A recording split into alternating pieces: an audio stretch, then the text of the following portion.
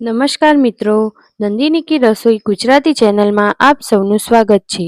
આજે આપણે બનાવીશું હેલ્ધી અને ખાંડ વગરની કુલ્ફી, જેમાં મેં કોઈ મિલ્ક પાવડર કે કોઈ કસ્ટર્ડ પાવડરનો ઉપયોગ કર્યો નથી। તો ચાલો આપણે રેસીપી જોઈએ। સૌ પ્રથમ મેં 500 ગ્રામ જેટલું દૂધ એક તપેલીમાં ગરમ કરવા માટે ગેસ ઉપર રાખી દીધું હતું। દૂધ થોડું હુંફાળું થાય ત્યારબાદ તેને આપણે બીજી તપેલીમાં કાઢી લઈશું। મેં જે તપેલીમાં દૂધ કાઢ્યું તે મારી 500 ગ્રામની તપેલી છે, તે માપ ભરીને મેં દૂધ લીધું હતું। આ બાજુ આપણે આઈસ્ક્રીમ બનાવવા માટે સામગ્રી લઈ લઈએ। તો તેમાં મેં સૌપ્રથમ મખાના, ત્યારબાદ કાજુ, બદામ, ખજૂર, પિસ્તા, ઇલાયચી અને કેસરના વાળા લીધા છે। તમે તમારા મનપસંદ ડ્રાયફ્રૂટ અને નટ્સ એડ કરી શકો છો, અથવા તો પસંદ ના હોય તે સ્કીપ પણ કરી શકો છો, અને તેની ક્વોન્ટિટી વધારે કે ઓછી તમે તમારા ટેસ્ટ મુજબ રાખી શકો છો। તો ચાલો હવે આગળ રેસીપી જોઈએ। તો સૌપ્રથમ મેં એક બાઉલમાં મેં મખાના, બદામ, કાજુ, ખજૂર, પિસ્તા, ઇલાયચી અને દૂધ ગરમ કર્યું હતું તે એમાં ઉમેરી દીધું છે, અને થોડા કેસરના વાળા પણ ઉમેર્યા હતા।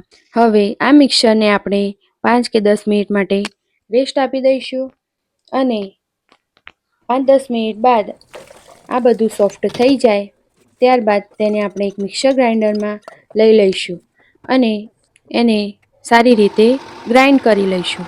વચ્ચે વચ્ચે આપણે એને ચેક કરતા રહેવું, જેથી કાજુ બદામ કે કોઈ ડ્રાયફ્રૂટ આખું ન રહી જાય।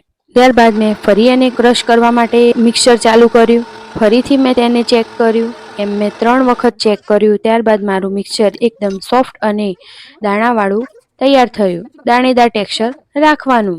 હવે આપણે મિક્સરને 5-10 મિનિટ માટે રેસ્ટ આપી દઈશું।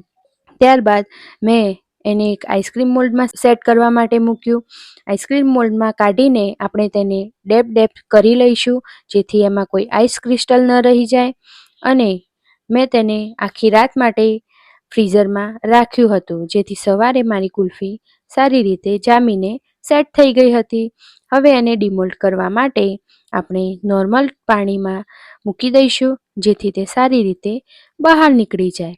તો જુઓ આપણી મસ્ત મજાની હેલ્ધી અને શુગર વગરની કુલ્ફી। તો મિત્રો, કેવી લાગી તમને રેસીપી? કોમેન્ટમાં જરૂર કહેજો।